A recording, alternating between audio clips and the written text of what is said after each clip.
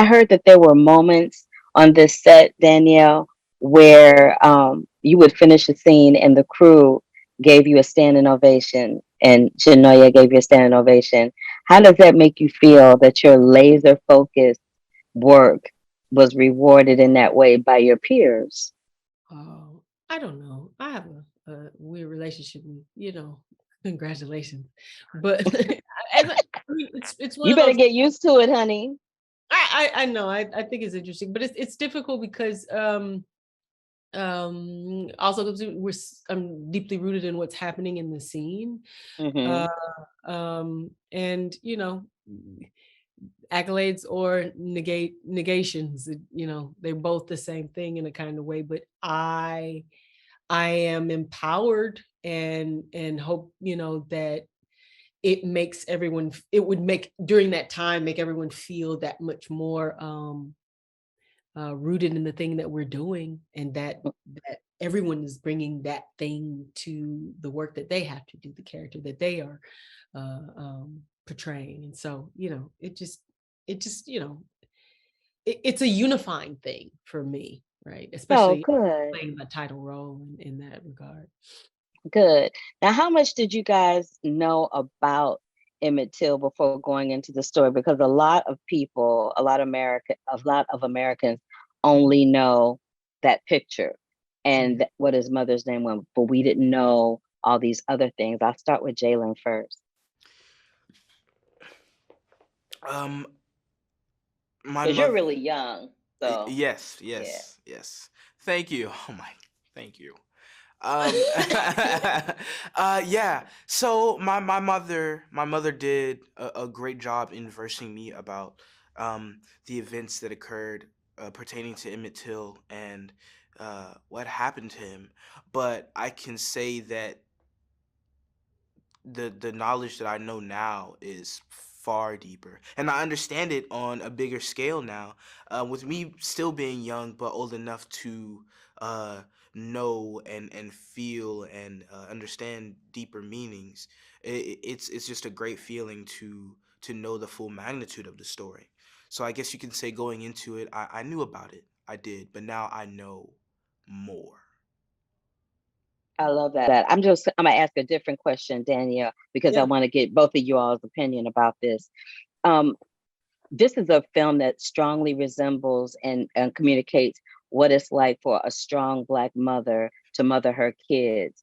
And we see this on screen, but we don't see it in this way. I want you to talk about what that felt like to address how Black women mother their children. Oh goodness. This is one of the most critical examples of Black womanhood and motherhood being challenged, and it's showing the interlocking system of racism and gender and how it has played out in Black women's lives. Um, I don't know if it's more specific feeling of what it means to mother our children. I mean, we are universally portraying motherhood in that she wants to protect her child who's going away on vacation. She wants to she has a kinship with him in that way, and he is our only child, so it's a matter of being a little bit lonesome if he's going to leave. But then in the experience, in the aftermath of the tragedy, the paralleling of her and of the Black motherhood of Mamie with that of Carolyn Bryant, that's where we see a specific crux that's like just rotting away at what it truly means to have our very specific experience, and the challenge that is driven into discussing Mamie's motherhood and womanhood. The challenge of what does it mean to, like, she's actually a prosperous single Black mother who is much more well off than her counterparts, and yet she is being demeaned in a way. She is being challenged by and having raised in a very very specific manner. She is a specific decorum within a certain class of respectability, and yet still being looked upon in a negative fashion. That's what we have to deal with all the time. And that's what we're dealing with still to this day, and dealing and looking at those victims whose lives have been lost, and the mothers who are dealing with the aftermath, a la Trayvon Martin, Makia Bryant, Ahmaud Arbery, even Breonna Taylor's mom. Like, we're what does it mean to care for and love our child beyond the life that they lived. And I think that's what Mamie shows in our exploration of her in this film. But beyond that, it is she had to challenge whilst she was down in Mississippi to show that, that she is a good mother. It didn't matter that she was doing well, that Emmett was doing well, that she was bringing him through all of these things autonomously. It's a double-edged sword to have our specific experience, and yet she still, persists in the way that so many Black mothers do. So, I mean, it's also just like we're trying, I think the film is helping us to challenge what those things are for contemporary Black mothers, because there is such a long history of condemnation, whether we're doing the best things or not. I mean, it's such a difficulty in trying to mother in the best way we can without the noise from all sides.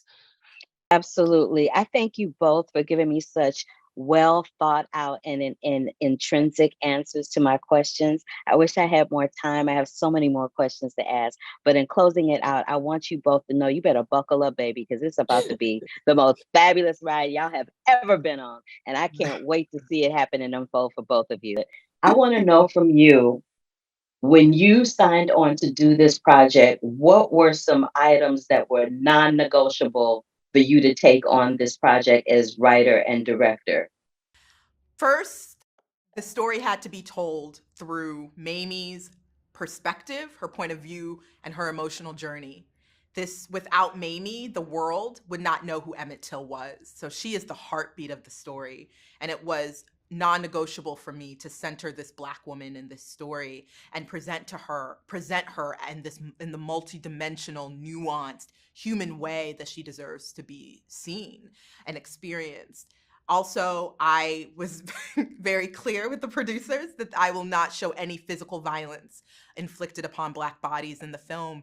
And the third non-negotiable was I wanted to begin and end the story with joy and love, because the story I was interested in telling was one that was not just about Mamie's journey and a character study of the work that she's done and her evolution of activist consciousness, but I also wanted to tell a love story between Mamie and her child. And so we can see, feel, and experience the love and humanity between herself and Emmett.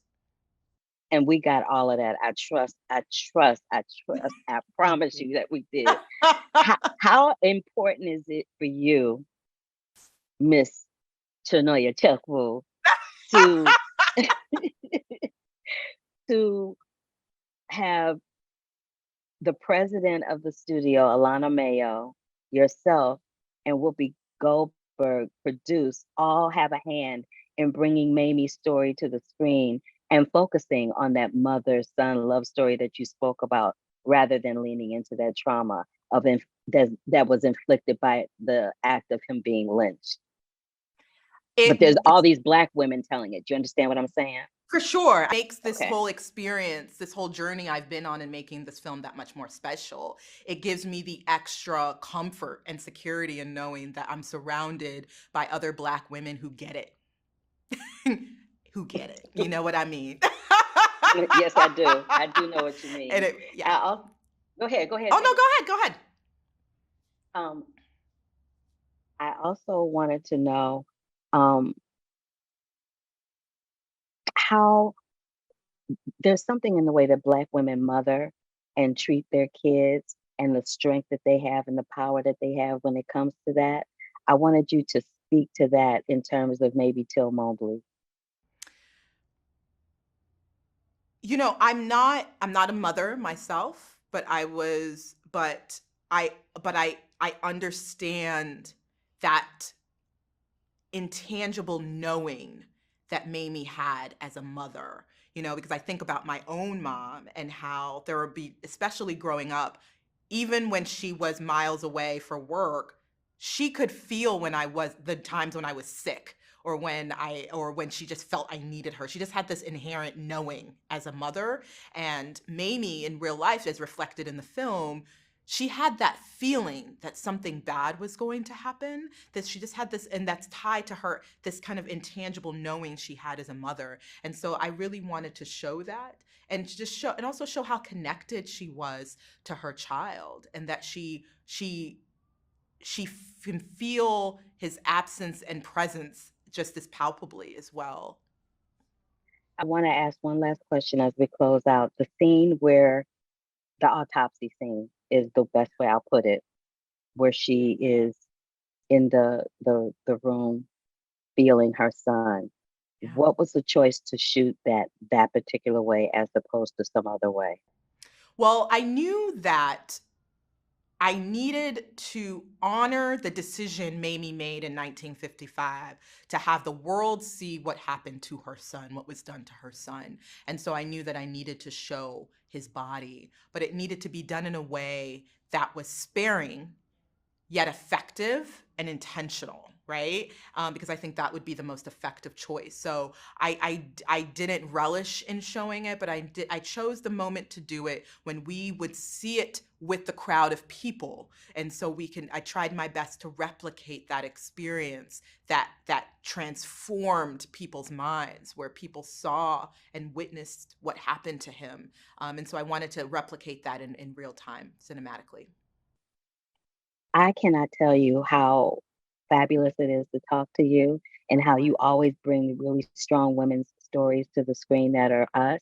I appreciate you. I love you. I look forward to seeing you again. And thank you for letting me talk to you on behalf of the Cherry Pick.